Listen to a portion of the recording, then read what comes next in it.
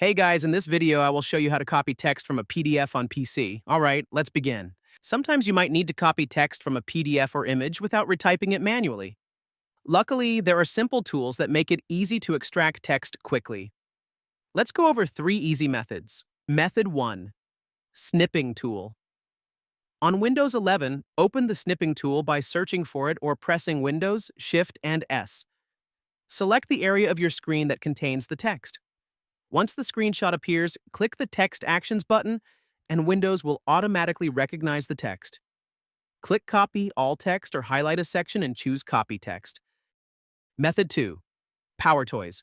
Download PowerToys from the Microsoft Store, open it, and enable Text Extractor. Open your PDF or image, then press Windows, Shift, and T. Draw a box around the text and it will be copied automatically. Paste it wherever you need. Method 3. Google Lens. Right-click the image or PDF page in Chrome. Choose Search Image with Google Lens, select the text area, and click Copy Text. So that's basically how you can copy text from a PDF on PC. That's it for this video. Thanks.